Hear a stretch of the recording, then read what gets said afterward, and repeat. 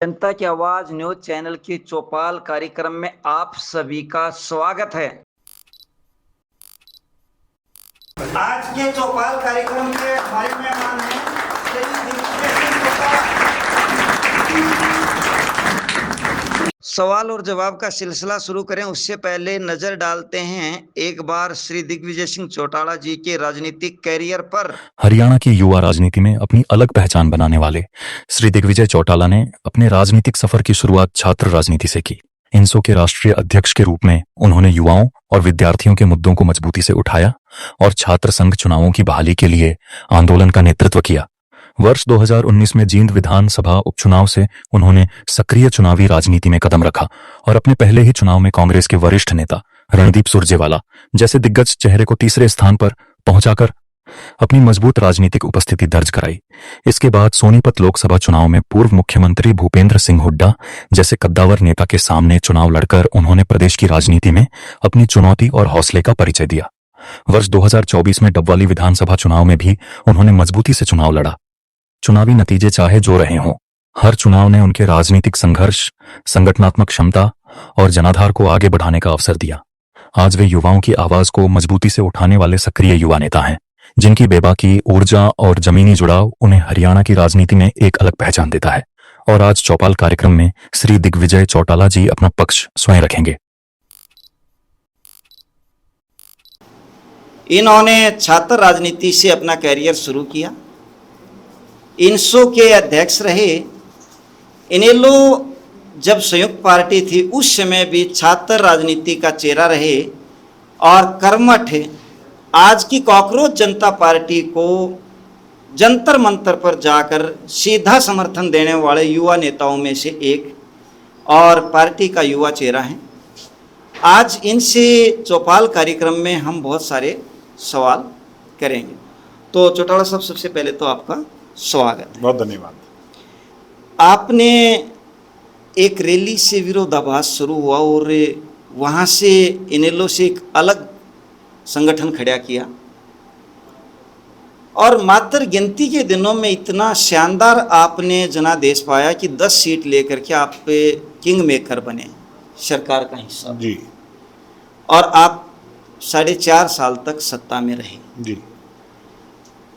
अब जो सवाल आया वो ये आया कि समय बदलता चला गया और बदलाव आते चले गए। हम इन सारी चीज़ों पे चौटाला साहब चर्चा करेंगे। तो पहला मेरा सवाल आपसे जो है वो ये है कि आपने अपना राजनीतिक करियर कब शुरू किया? मेरे पिता और दादा को कठोर कारावास 10 साल की सजा कांग्रेस के षड्यंत्र ने जी उन्हें भिजवाया।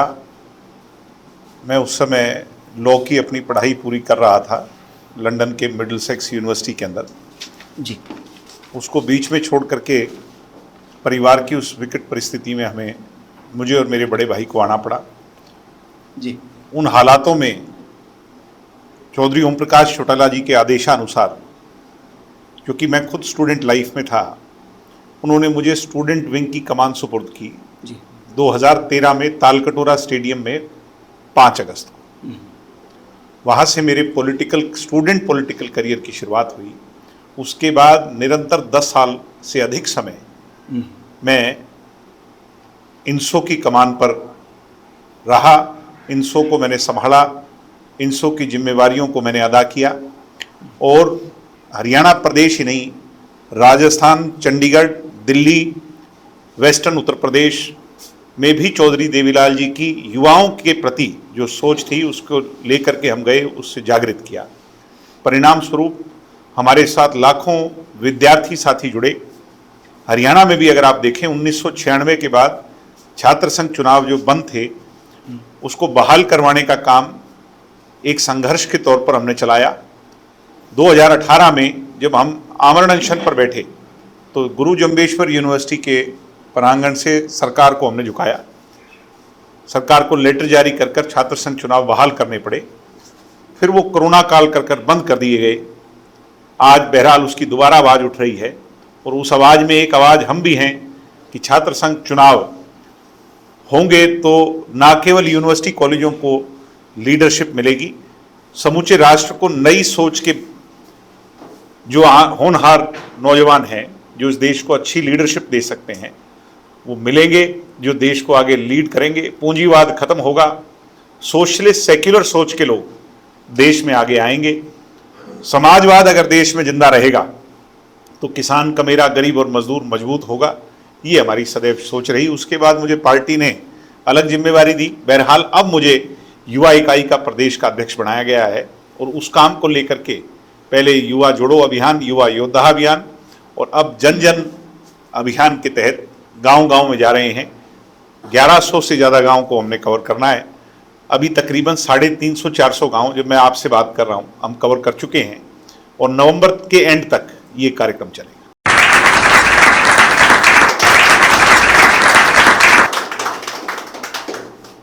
वैसे तो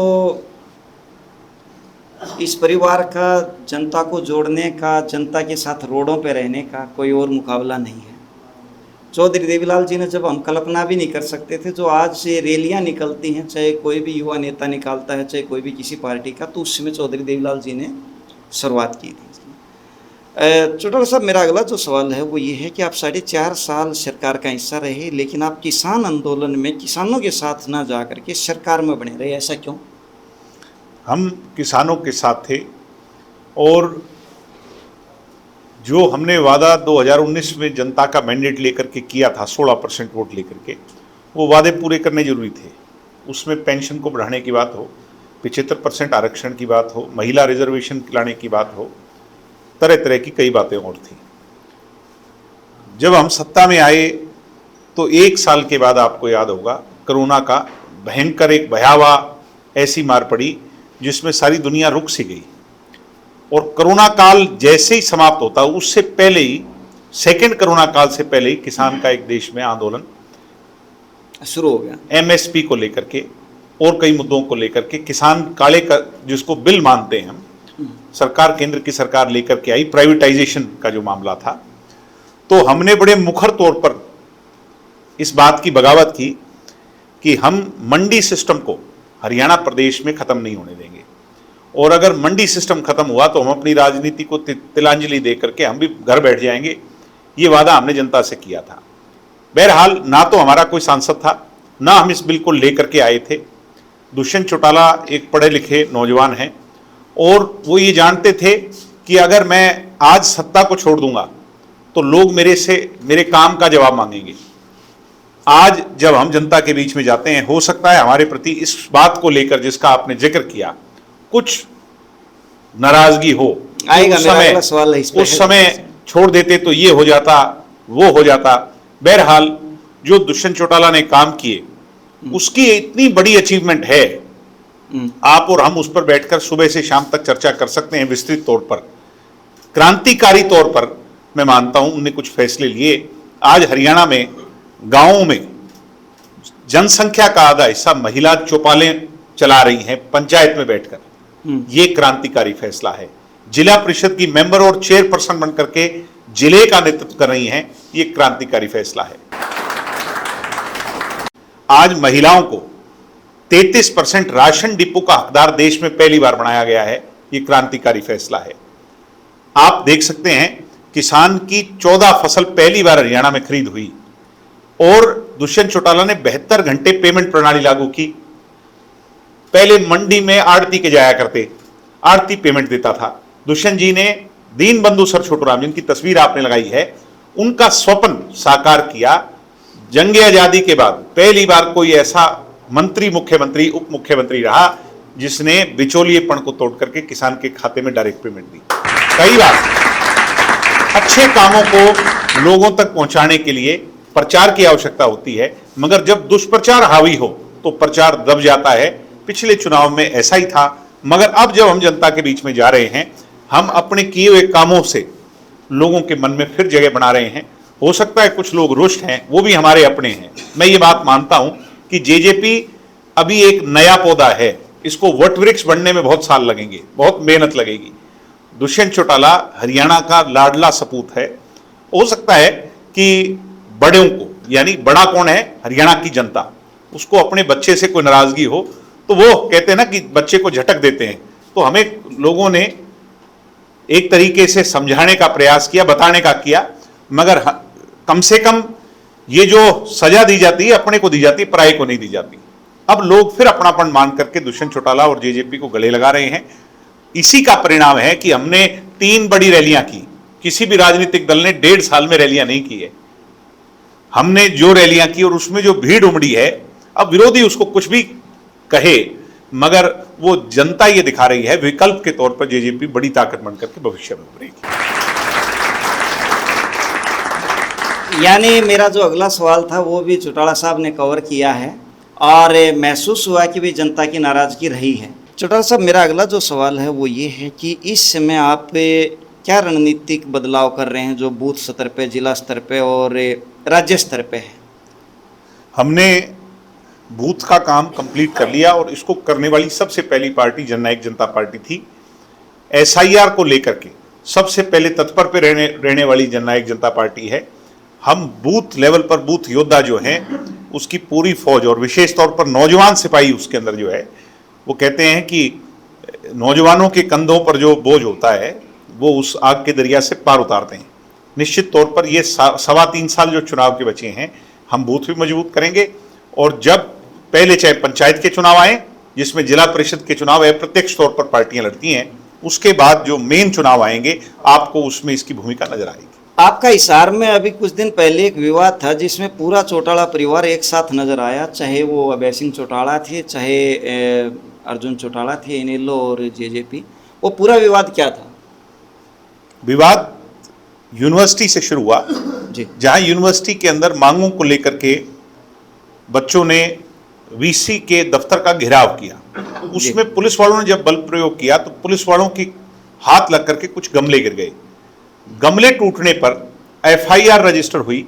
एफआईआर में मेरा भी नाम था, कुछ अन्य साथियों का भी नाम था। एफआईआर जब रजिस्टर हुई तो मुझे तो नहीं पकड़ा इन लोगों ने, बल्कि जो मेरे साथी थे उनको रात को, जैसे कोई गैंगस्टर को, कोई टेररिस्ट को पकड़ने जाते हैं, AK-47 जैसी असॉल्ट राइफल के नोक पर उन्हें आधी रात को घरों से उठा करके लाए। वो किसी छिपा नहीं है, सब लोगों ने देखा है। उसके विरोध में जब मैं अपनी गिरफ्तारी देने पहुंचा तो प्रशासन का और तो कोई बस नहीं चला। उन्होंने गुंडागर्दी करने की कोशिश की, हमारे सामने भी बंदूक ताड़ने की कोशिश की। तो यानी बीजेपी ये दिखाना चाहती है कि तीसरी बार सत्ता में आकर के अब उसका कोई सानी नहीं है, बीजेपी को रोकने वाला कोई नहीं है, और अब वो दूसरी तरह की राजनीति यानी दबाने डराने की राजनीति हरियाणा में चलाना चाहती है, जिसका विरोध हमने किया। उसके विरोध में खापे भी इकट्ठे हुई। उन बच्चों को सपोर्ट करने के लिए, दिग्विजय चौटाला की बात नहीं थी, उन बच्चे जिनके साथ अन्याय हुआ था, जिनके साथ बर्बरता हुई थी, एक दलित के घर में घुस करके उसकी माँ बहन बेटियों के बिस्तर पर चढ़ करके DVR उठाया गया था। तो बहुत सारी ऐसी घटनाएं हुई। अब उसका संज्ञान कोर्ट ने भी ले लिया। कोर्ट ने CBI तक को भी नोटिस दिया, केंद्र गवर्नमेंट को भी नोटिस दिया। मैं ये मानता हूं कि बीजेपी के इशारे पर काम करने वाले अफसर जो हैं उन्हें इसका भुगतान करना। चौटाला साहब, हरियाणा में कई बार चर्चा होती है कि भाई चौटाला परिवार एक साथ आ सकता है, तो कितनी संभावना है इस बात की? ताली 2 हाथ से बजती है, 1 हाथ से नहीं बजती। मेरे पिता सकारात्मक सोच के व्यक्ति हैं, वो हमारी पार्टी के राष्ट्रीय अध्यक्ष हैं। वो इस बात के लिए प्रतिबद्ध रहे कि पार्टी और संगठन जो है वो मजबूती से संगठित होकर के चले, और उन्होंने बार बार ये प्रयास किया। मगर जैसा मैंने कहा कि दूसरी तरफ से नकारात्मक सोच आई, तो उस बात पर जो है ना सहमति बनना आज के समय में मैं ये मानता हूं कि वो असलियत से थोड़ा दूर है। मतलब भविष्य में हम संभावना मान सकते हैं, क्योंकि राजनीति में कुछ भी हो सकता है। हम सकारात्मक सोच के लोग हैं, मगर सकारात्मकता हर तरफ से होनी चाहिए। मेरे अकेले के कहने से अगर आप इंटरव्यू इस कुर्सी पे बैठ के लो और ये कुर्सी खाली हो तो फिर उसका जवाब आपको मिल पाएगा क्या? ये सोचने की बात नहीं। ठीक बात। आप जंतर मंतर पर काकरोच आंदोलन का समर्थन कर रहे हैं, लेकिन झारखंड के मुद्दे पर अभी तक जेजेपी का स्टैंड सामने नहीं आया है, तो क्या स्टैंड है आपका? ऐसा है, छात्र विरोधी कानून और छात्र विरोधी पेपर लीक, कुछ भी इस तरह का अगर निकल करके आता है, जननायक जनता पार्टी और इंडियन नेशनल स्टूडेंट ऑर्गेनाइजेशन उस मुद्दे पर मजबूती से छात्रों के साथ खड़ी है। हमारे कार्य क्षेत्र से बाहर की बात है, झारखंड की जो बात है, उस कार्य क्षेत्र से बाहर की बात के बावजूद हमने इस आवाज को उठाया है सोशल मीडिया के माध्यम से, और आवश्यकता पड़ेगी तो हम वहां जाकर के उनका समर्थन भी करें। अगला सवाल जो मेरा है वो ये है कि आप इंडिया गठबंधन का हिस्सा हैं या एक थर्ड फ्रंट हैं या एक बिल्कुल इंडिपेंडेंट? अभी हम किसी गठबंधन का हिस्सा नहीं है, और जब कभी भी ऐसे हालात बढ़ेंगे, चुनाव की परिस्थितियां सामने आएंगी, उससे पहले ये जरूर तय होगा, क्योंकि अब दो ही पक्ष हैं, तीसरा कोई पक्ष नहीं है देश के अंदर, तो दो पक्षों में एक पक्ष में तो हमें होना ही होगा।